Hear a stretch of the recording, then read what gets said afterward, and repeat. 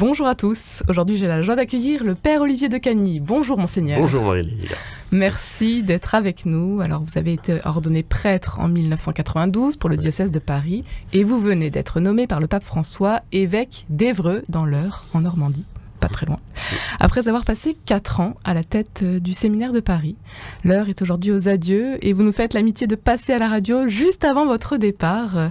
Monseigneur de Cagny, la messe d'ordination épiscopale sera célébrée ce 9 septembre en la cathédrale Notre-Dame de l'Assomption à Évreux. Dites-nous pour commencer, qu'est-ce que vous ressentez à quelques jours de votre ordination et qu'est-ce que ce moment représente pour vous, Monseigneur ? Mais je me souviens d'abord des 2 autres ordinations, diaconale et sacerdotale, même si c'était il y a 32 et 31 ans.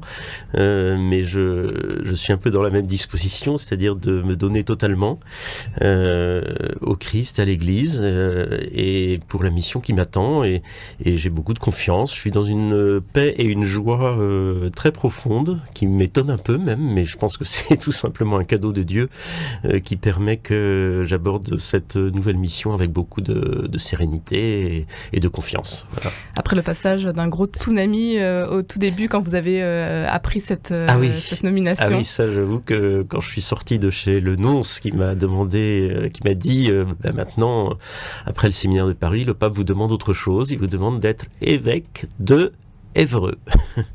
Et alors là, après, quand je suis sorti, j'étais en vélo, et puis je me suis arrêté un moment, pas loin de la Seine, là, et je me suis arrêté pour prendre conscience de ce qui m'était demandé.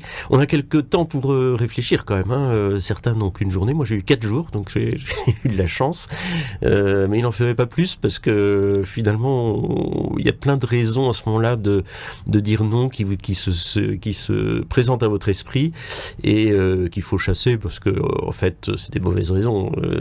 Et donc, j'ai hésité un peu, mais on peut j'ai dire dit non quand même ? Oui, on peut dire non. Oui, on peut dire non. Et évidemment, j'avais dans ma tête la liste de tous les prêtres qui étaient bien plus capables que moi. Mais ça, c'est... Et alors, je suis allé voir mon père spirituel et qui m'a dit ah non, mais Dieu ne choisit pas les gens capables, il rend capables ceux qu'il choisit. Voilà. Et donc, ça m'a beaucoup aidé. Il m'a dit une deuxième phrase aussi qui est très belle du point de vue spirituel, qui est quand Dieu demande une responsabilité dans l'Église, c'est aussi une école de conversion. Et ça, je m'en rends compte, en devenant évêque, on est appelé à tout donner et à donner aussi l'exemple par notre vie, notre parole, notre attitude, notre prière, donner l'exemple à ceux qui nous sont confiés. Donc ça, c'est une école de conversion. Après plus de 30 ans d'années de ministère. Oui, 31 ans de ministère sacerdotal à Paris, qui m'ont beaucoup appris, évidemment. Alors, Paris, c'est pas l'Eure, c'est pas le diocèse d'Évreux, mais finalement, je crois que mes nombreuses missions en paroisse, bien sûr, mais aussi au séminaire, m'ont bien préparé, parce que il s'agissait justement d'accueillir la grâce de Dieu, l'appel qu'il adresse à des laïcs, mais en l'occurrence aux séminaristes, à remplir une mission dans l'Église. Et ça, c'est quand même une large part du ministère de l'évêque que de répartir les ministères, organiser la vie de l'Église pour que l'Évangile soit transmis et connu. Monseigneur de Cagny, cette ordination épiscopale donc, qui aura lieu le 9 septembre prochain a ravivé en vous donc, vos premières ordinations, donc il y a plus de 30 ans.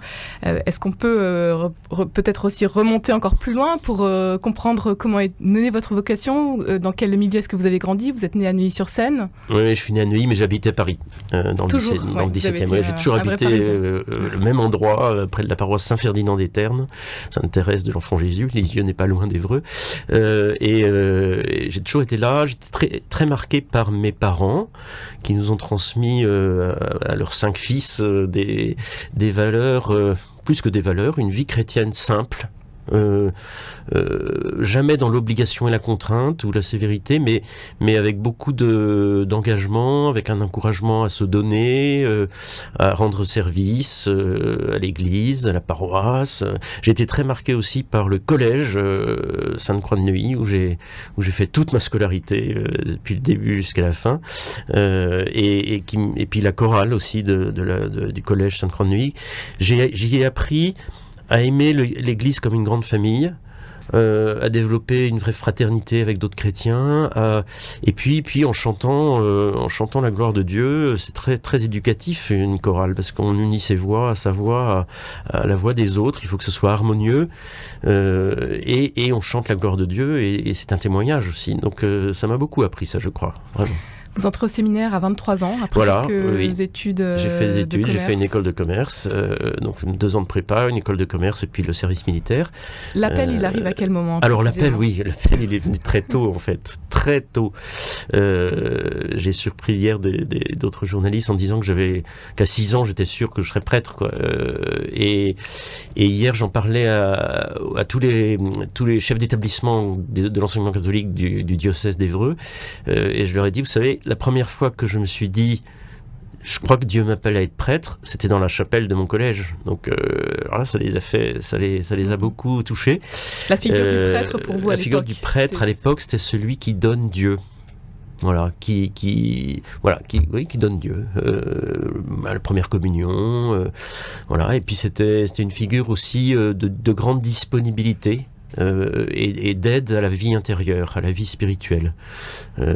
Ça m'a beaucoup marqué. Et ensuite, la liturgie, l'Eucharistie m'ont beaucoup marqué aussi. Et le prêtre à qui j'avais confié ma vocation, j'en ai pas parlé au début, j'en ai parlé quand j'avais 13-14 ans à un prêtre qui a dessiné d'ailleurs cette croix que je porte maintenant autour du cou. C'était ma croix de profession de foi et de petit chanteur. Voilà, je l'ai gardée. Il y a des évêques qui m'ont dit, elle est un petit peu petite ta croix pour un évêque, mais rassure-toi, elle va grossir. et donc j'en ai parlé à un prêtre quand j'avais 13 ans, et il m'a répondu cette très belle phrase. C'était un prêtre très humble, très discret. Il m'a dit, tu verras comme c'est beau de donner Dieu aux hommes et les hommes à Dieu. C'est magnifique comme définition du sacerdoce.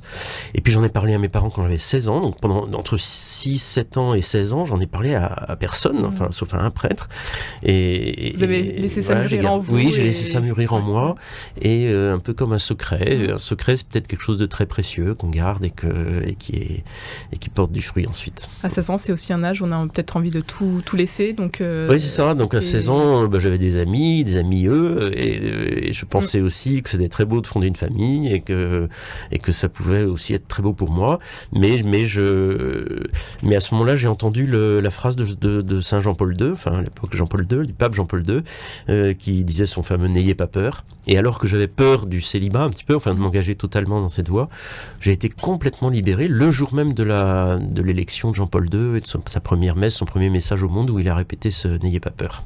Monseigneur Olivier de Cagny, alors vous n'allez pas très loin, vous vous rendez donc dans le diocèse d'Évreux, territoire rural et agricole, un territoire que vous connaissez déjà. Comment est-ce que vous apprenez votre mission ? Il m'est assez familier en fait, parce que mes parents se sont connus en Normandie pendant les vacances, mes grands-parents étaient tout l'été soit à Trouville, soit à Oulgat, enfin c'était le Calvados, mais donc j'ai appris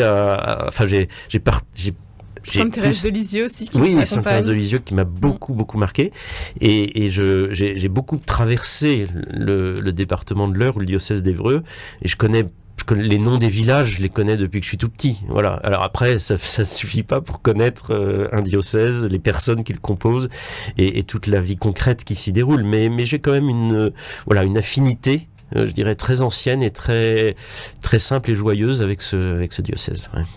Vous allez succéder à Monseigneur Nourrichard. Oui. Donc, on imagine les défis nombreux, bien évidemment, notamment aussi concernant les vocations. Vous qui avez passé 4 ans au séminaire de Paris, vous avez été longtemps aumônier de collège parisien, également au service des vocations pendant de nombreuses années.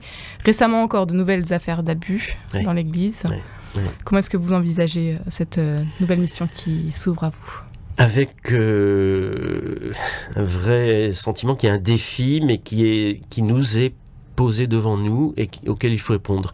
Et donc je baisse pas les bras. C'est-à-dire que les vocations, je suis sûr qu'il y en aura.